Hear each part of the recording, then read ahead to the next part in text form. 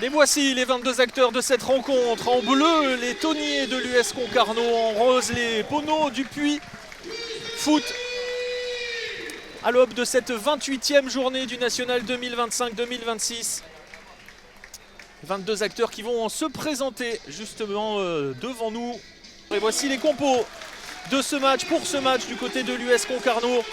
On va repartir sur une attaque à deux probablement avec Baldoni et Sukuna qui vont être devant, Piccolo qui va être en numéro 10 et on va avoir 2 points de basse normalement ce soir devant la défense. Ouais, c'est le petit changement par rapport à ces derniers matchs, sinon c'est du grand classique avec une défense à 3 et Albi Touré et Echeverria sur les côtés. Un schéma qui ressemble un petit peu à celui qui avait été utilisé à Fleury lors de la victoire 4-0 notamment. Exactement. Par les Tonniers. On revient à ce qui avait fonctionné il y a quelques semaines pour essayer de retrouver justement la victoire. Et on va regarder la composition du Puy.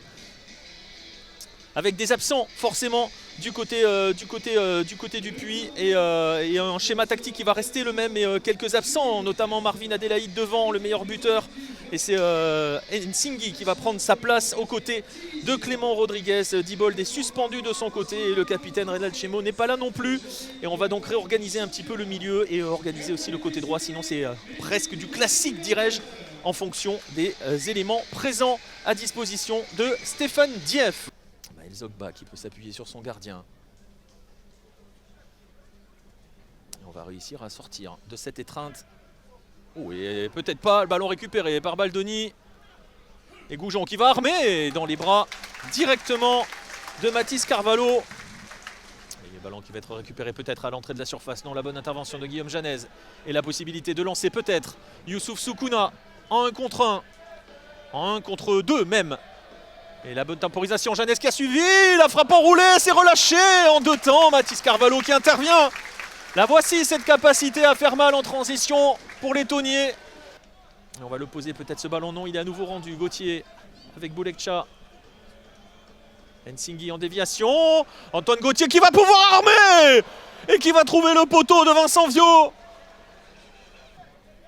Il vient s'appuyer sur Gauthier, le ballon rendu, Baldoni qui va pouvoir peut-être y aller, essayer d'y aller seul ou de temporiser, pas beaucoup de soutien, une seule possibilité d'aller chercher Sukuna, et il y parvient, et la frappe en première intention.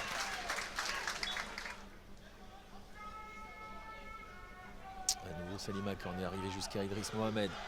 Zogba, il y a peut-être un espace, ouais il l'a vu l'espace, et l'appel aussi, le centre à venir contré, et ça va être l'ouverture du score, on avait dit, cette énorme capacité à faire mal. Offensivement, avec un peu de réussite cette fois-ci. Mais c'est bien le Puy qui ouvre le score sur ce but de Pladimi Nsinghi. Ouais, cette fois-ci, le timing a été bon entre l'appel et la passe. Et on va peut-être récupérer le ballon du côté de Baldoni et qui va prendre de vitesse Zogba. Baldoni, il va falloir créer quasiment tout seul parce qu'il n'est pas forcément soutenu. Si l'arrivée d'Albi Touré, la bonne remise.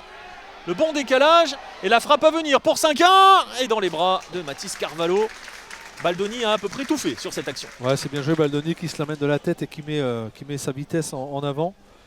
La maîtrise est pour les hommes en rose depuis le début de match au milieu de terrain. Peut-être là avec la bonne récupération. Et Sohan Baldoni qui peut essayer d'ouvrir. Oh, le ballon qui ne va pas pouvoir être emmené après ce contre par Loïc Goujon.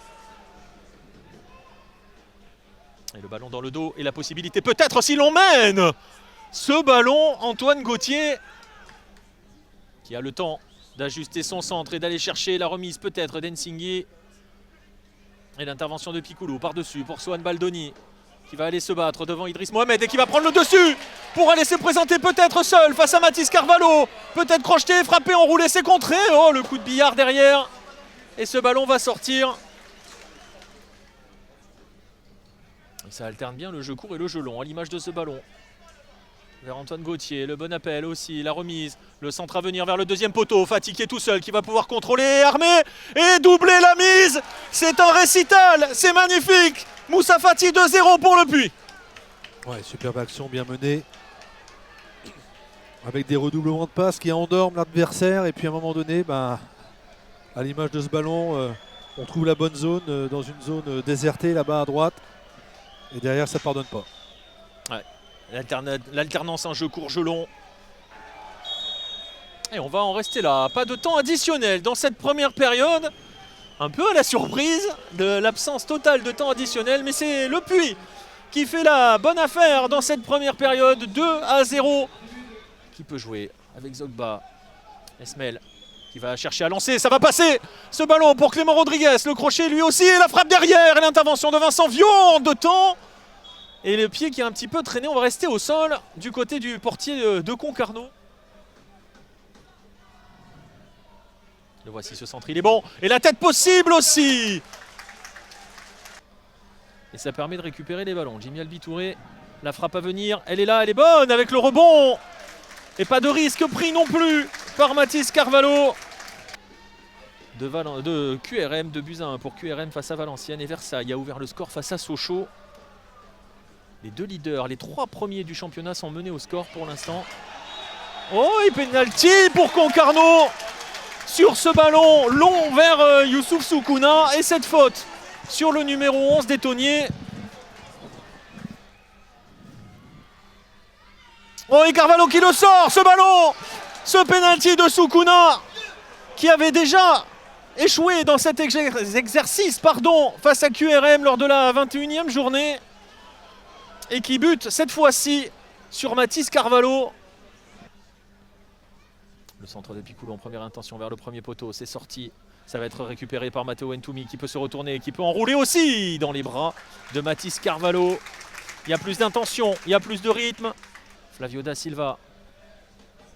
Youssouf Soukouna en percussion, le relais avec Da Silva, c'est bien joué. Le 1-2, la frappe de Da Silva et la parade de Mathis Carvalho. On disait, hein, les actions se terminent de plus en plus et cette fois-ci, elles sont véritablement dangereuses. Ouais, c'est bien joué là entre Soukouna et Da Silva. J'ai l'impression qu'il écrase sa frappe. Ouais, c'est ça, elle prend un rebond bizarre là, il écrase un peu sa frappe.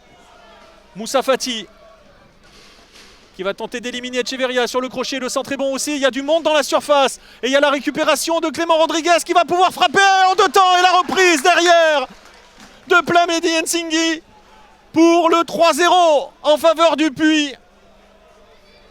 Et pour peut-être finir de sceller le sort de cette rencontre.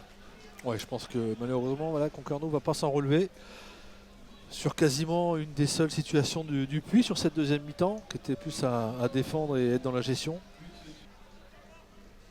Avec Akal, et on va en rester là. 3 comme l'écart ce soir entre les deux équipes, 3-0 pour le Puy, 3 comme le nombre de points qui sépare le Puy au coup de sifflet final en fonction de ce qui va se passer à Rouen, de la place de barragiste. Et c'est 3 points largement mérités pour les hommes de Stéphane Dieff qui ont totalement maîtrisé l'US Concarneau.